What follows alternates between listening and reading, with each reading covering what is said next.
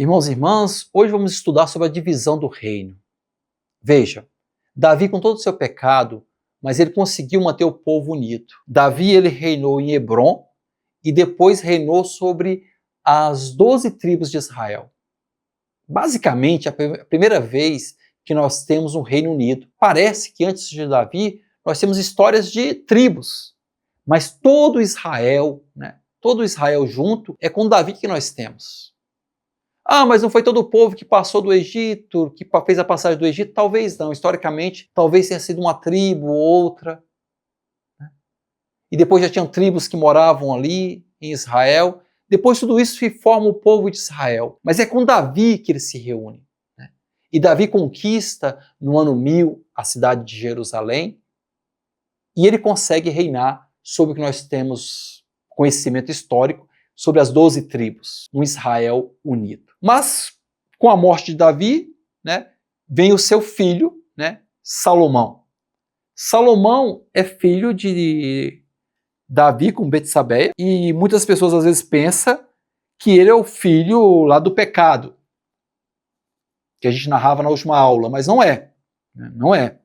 Aquele filho, infelizmente, morre, até do ponto de vista teológico, como uma prova de que o pecado só traz tristeza.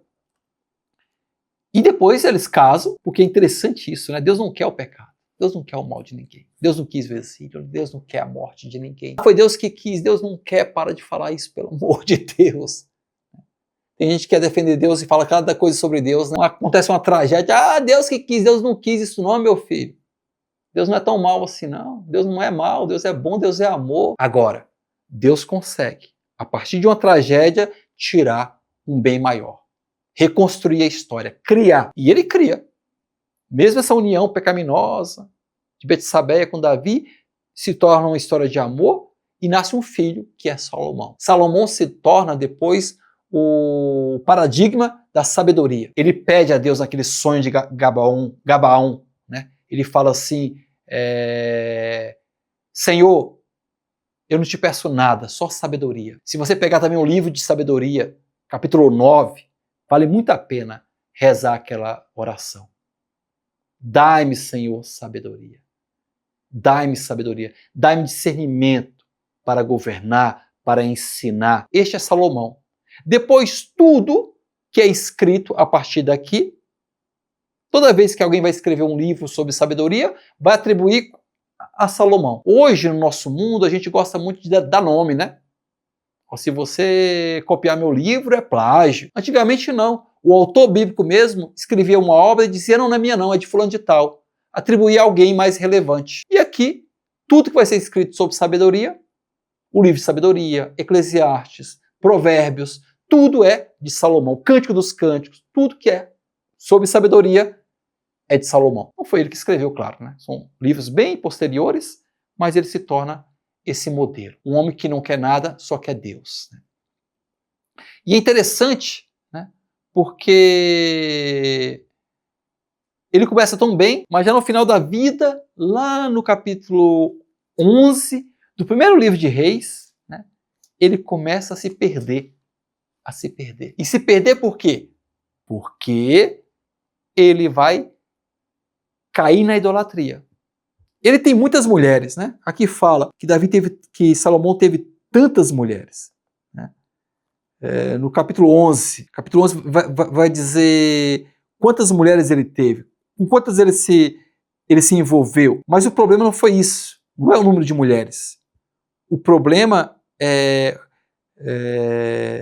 justamente porque para cada mulher ele também seguia o Deus dela. 1 Reis 11, versículo 3 diz assim, ele teve 700 mulheres princesa e 300 concubinas. O problema não é isso, Poligamia. Não naquele momento. O problema aqui é porque se desviou o coração dele. E depois o texto vai dizer isso. O coração dele já não era sem reservas ao Senhor como o de Davi, seu pai. Sem reservas ao Senhor, não era mais sem reservas. Era, não muito, Não muito. Mais ou menos. Um pouco para esse Deus, um pouco para aquele outro. E qual é o problema disso? Os deuses não existem. Então, Salomão, que começa muito bem, se perde. E aí nós temos um problema, gente. Porque apesar de tudo, apesar de todas as suas dificuldades, Salomão conseguiu manter o reino unido. Nós temos, basicamente, 12 tribos unidas em torno de um rei, assim como seu pai Davi. O problema foi quando ele morreu. Quando ele morreu, aí sim. É o início da tragédia de Israel. O início é a divisão do reino. Todo reino dividido em si mesmo será destruído. Isso acontece na história de Israel. O reino se divide. No sul ficam 2 tribos, Benjamim e Judá, e as outras tribos mais ricas ficam no norte, as outras 10 tribos. E tudo isso acontece por quê? Por causa de um capítulo muito importante, que é o capítulo 12 de primeiro livro de Reis.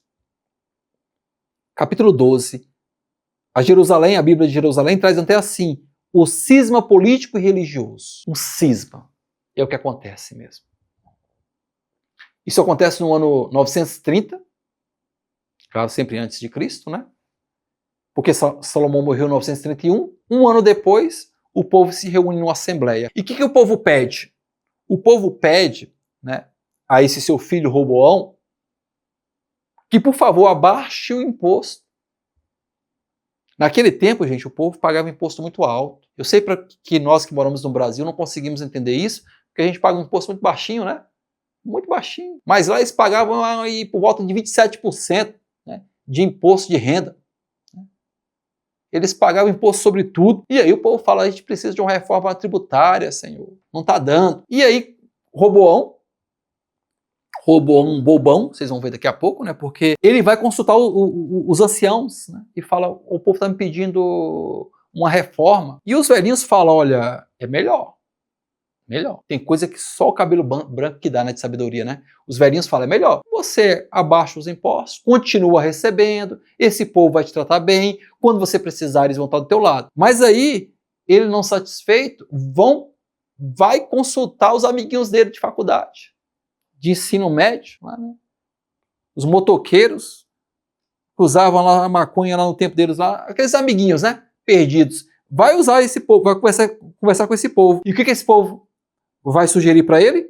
Os adolescentes? Eles falam assim, lá no versículo 10, 1 Reis 12, 10.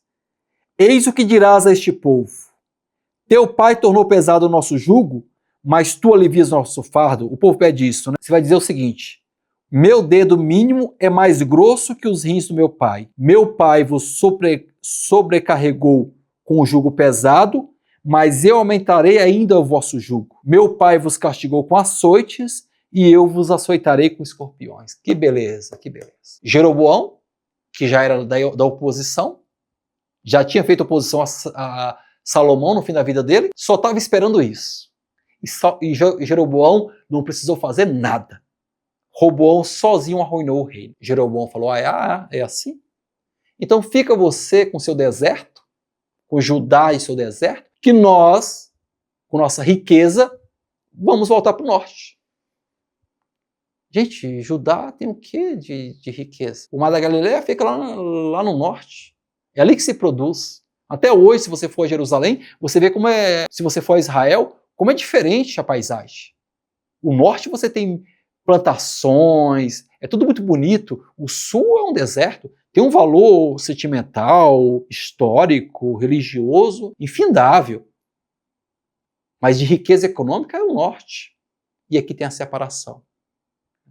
E claro, Jeroboão não quer que o povo fique voltando para Jerusalém, fique indo ao templo prestar culto. O que ele faz? Não, faz o seguinte, vou criar os altares altos, aqui mesmo, no norte. E ele cria um monte de santuário.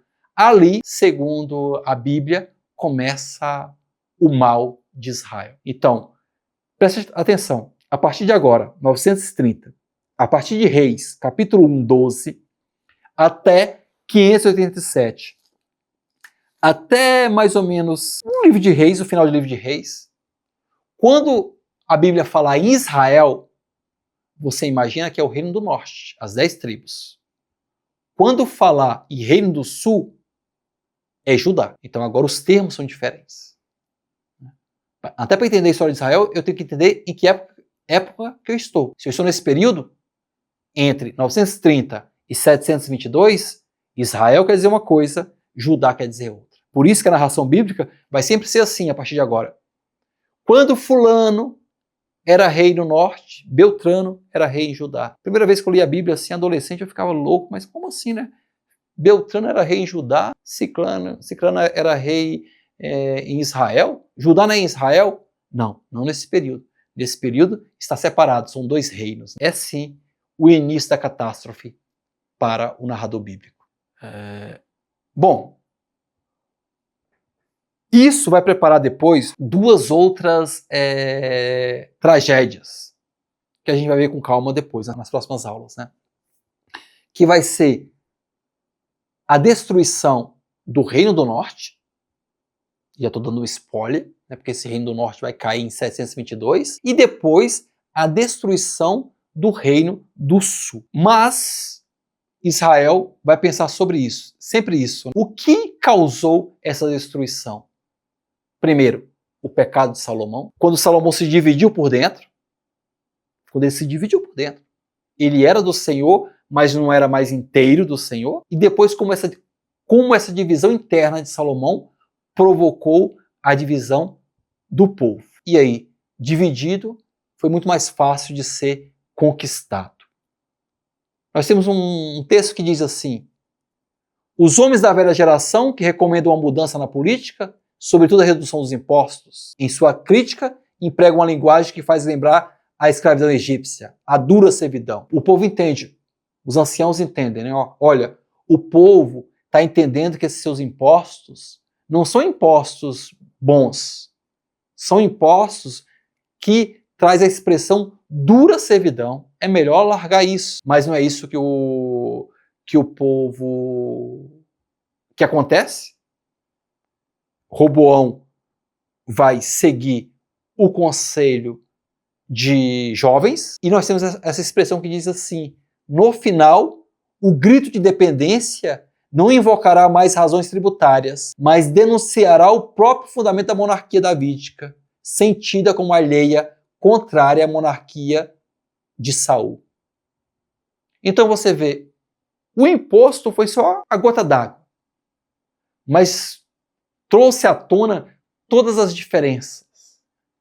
Gente, o que faltou ali? Sabedoria. Eu sempre digo, né? A diplomacia, ela é um dom de Deus. Um dom de Deus. Aqui faltou, olha, tudo bem, não é ainda o que a gente precisa, vou perder um pouco, mas é melhor não perder tudo.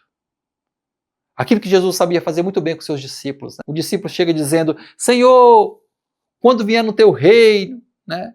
Deixa eu sentar à tua direita e meu irmão à tua esquerda. Depois foi a mãe que pediu isso, né, para João e para Tiago. O Senhor podia falar: saia daqui, né, pecadores. Né? Até brinca que ele podia até prendê-los, né, por corrupção ativa, né, pedir cargo em comissão, oferecendo coisas. O Senhor fala: tá bom, calma, pode vir, pode seguir.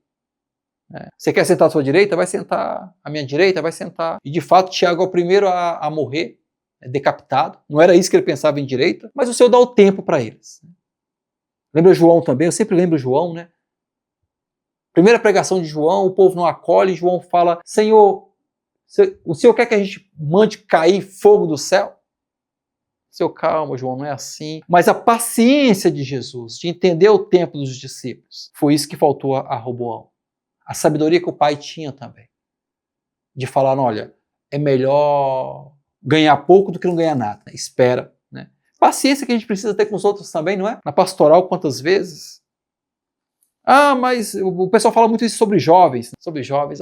Esse jovem não é coerente. Olha o jeito que eles cantam. Gente, é melhor tê-los na igreja do que não tê-los. Então, o que a gente aprende com o episódio aqui de Roboão? Diplomacia é dom de Deus.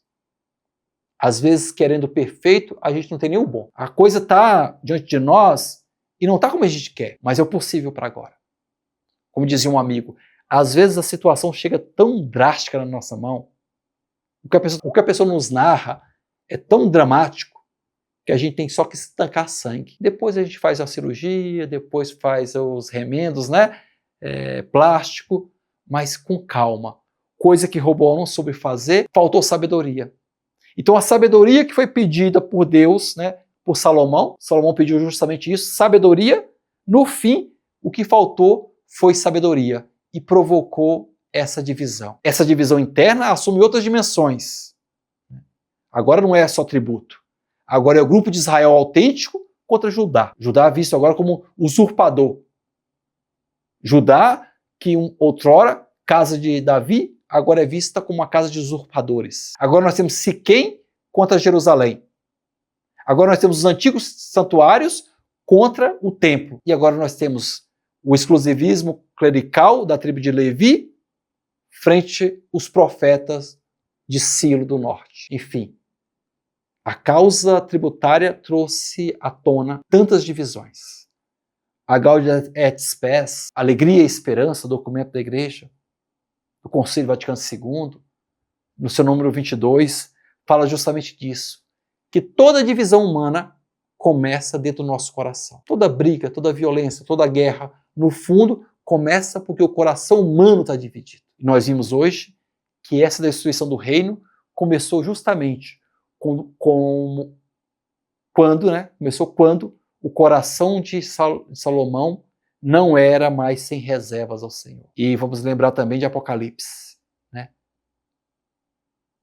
Você ama, mas eu tenho saudade daquele teu primeiro amor.